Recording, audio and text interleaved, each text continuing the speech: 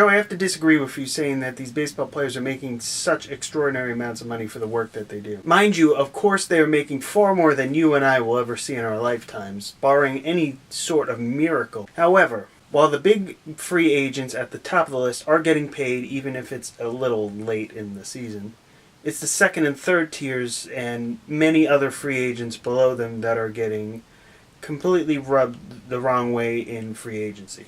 We'll have to see what happens in the next collective bargaining agreement because the players are certainly not happy with what's going on. And speaking of bargaining agreements, I would like to talk about what MLB is doing with the Atlantic League. Now, if you haven't heard, Major League Baseball is experimenting with some rather more intricate rule changes for the sport. Fortunately, learning their lesson with how fans and some players have not been as accustomed with the rule changes, they are going to experiment in the independent Atlantic League rather than in the minors or the major leagues, which kudos to MLB for getting that right. Now, I've pulled up the list of the rule changes, and I'll go through them one by one and give my thoughts on them. The distance from the pitching rubber to home plate will be extended 24 inches only in the second half of the season. The first half it'll be the same as it always has. There will be no change to the mound height or shape either. Now, I'm a little iffy on this, mainly because we already have enough offense from home run guys, people just swinging for the fences. And that's partly been the reason why strikeouts have been up, that people's swings are dramatically different from just 10 years ago.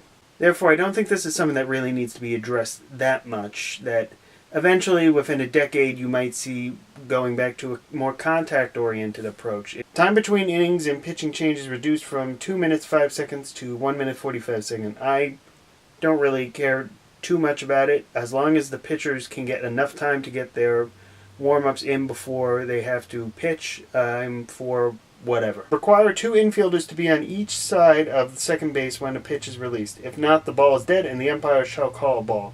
This, I don't think you should really be regulating shifts, especially now that you're seeing, most notably with Bryce Harper, that they're using 4 outfielders. So what's to say that they don't pull an outfielder in and suddenly they have their third guy on the shift anyhow? Increase the size of all base bags from 15 inches square to 18 inches square. Why?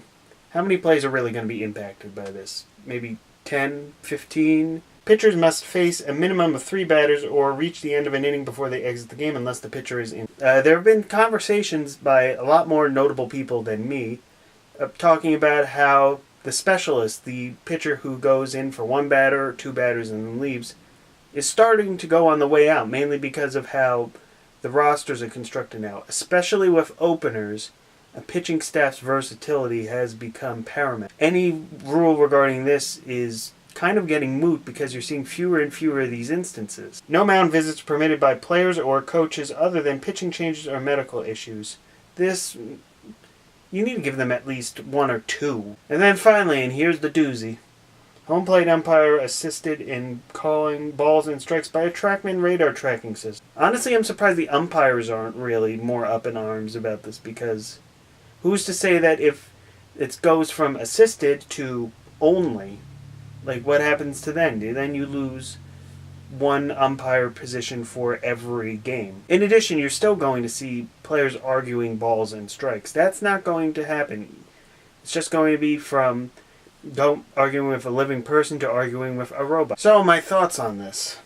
Well, as I said, I'm glad that they're not doing this in the affiliated leagues, that they're starting with an independent system, and it's going to be studied before they make any recommendations to change the game in the major league level. That being said, while I'm indifferent or fine with a couple of these changes, a lot of them I think miss the mark on pace of play and the action of the game.